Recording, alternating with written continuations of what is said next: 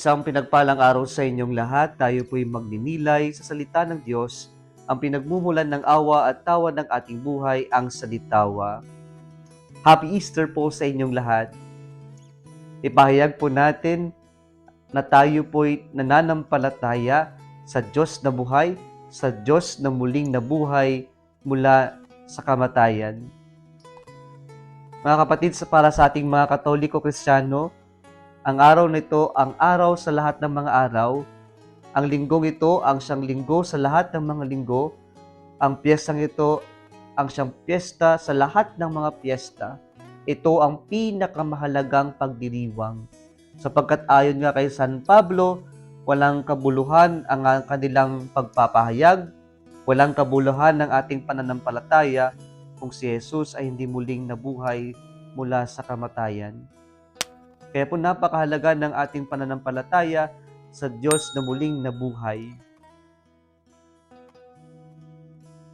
Naranasan nyo bang maramdaman yung tila nawalan ka? Yung pakiramdam na para bang ubos na ang lahat sa'yo, walang-wala ka na?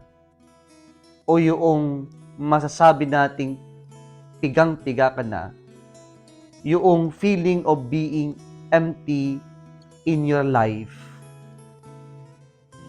Mga kapatid, inumpisahan natin ang linggong ito sa pagdidilay natin sa paghuhubad ng Diyos ng kanyang sarili. The self-emptying of Jesus, na nagawa niya ang lahat ng paghihirap, nagawa niya harapin ng kamatayan niya sapagkat ang Diyos ay naghubad ng kanyang sarili. Jesus emptied Himself. Ibinigay lahat ng Diyos ang kanyang sarili para sa ating lahat. And this concept of emptying has led us this Sunday to a scene of empty space. Narinig natin sa ating ebanghelyo ngayon, sa unang linggo, araw ng linggo, nagpunta si Maria Magdala and she was shocked seeing the stone rolled back, and it was so heavy. And who could have done this thing of rolling back the stone that closed the burial place of Jesus? And so she presupposed that the body of the Lord was stolen. Kaya nagmamadali siyang ibinalita ito kanila Pedro at sa beloved disciple. At dito nagmadali silang puntahan yung libingan ng ating Panginoon. And here, they came, they saw, and they believed. Pero ano yung nakita nila? Walang katawan ni Jesus. It was an empty tomb. Nakita lang nila yung linens na nasa gilid and the cloth that was used on the head of Jesus rolled separately, but it was empty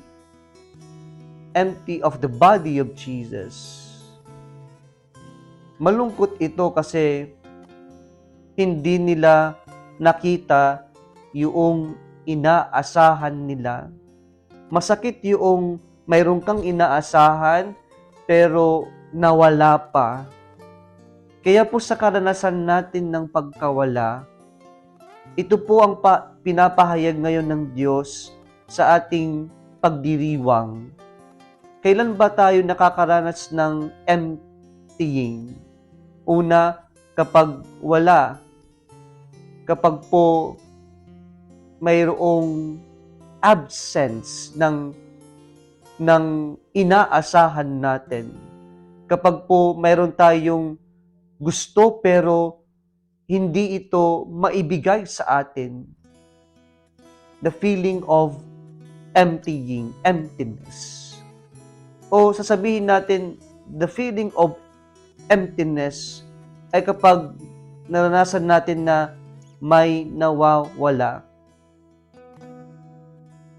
Mayroong kakulangan, may kulang, o kaya naman mayroong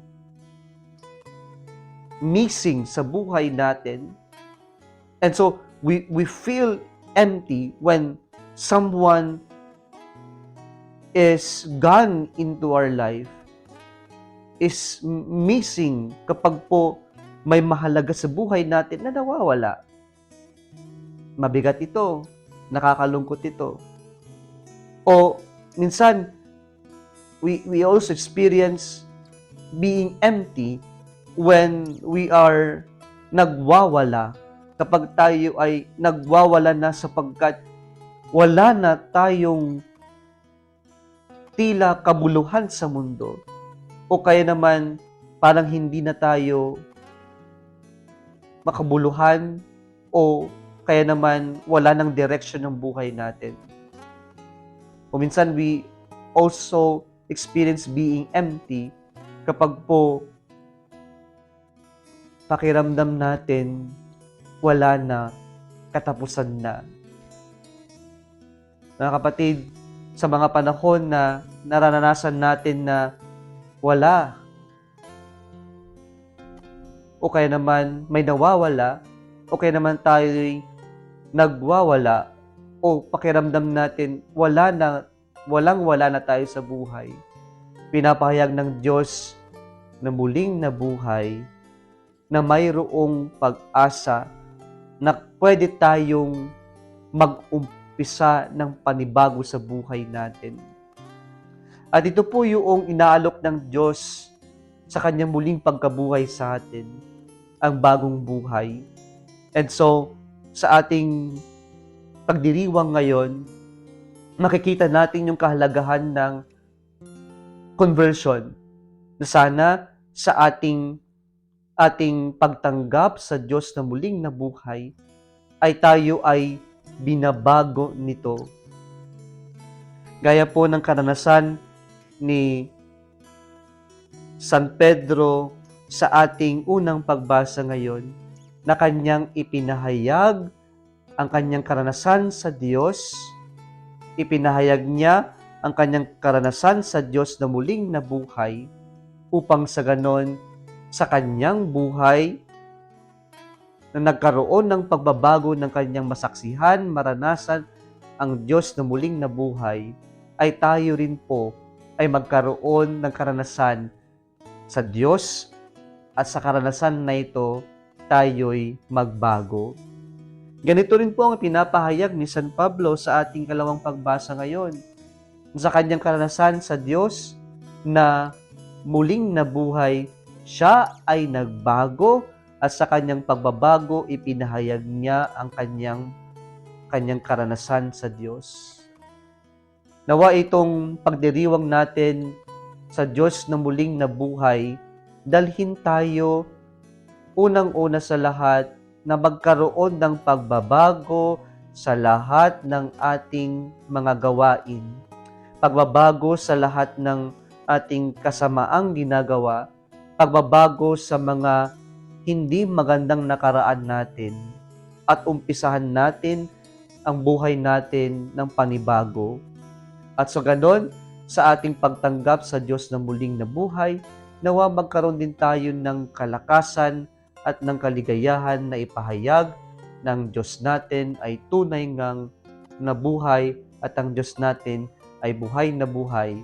At sana po maging instrumento rin tayo na tayo din po ay maging saksi upang ang ating kapwa ay makaranas din ng pagbabago, makaranas din ng panibagong buhay at ipahayag din ng pananampalataya natin sa Diyos na muling nabuhay.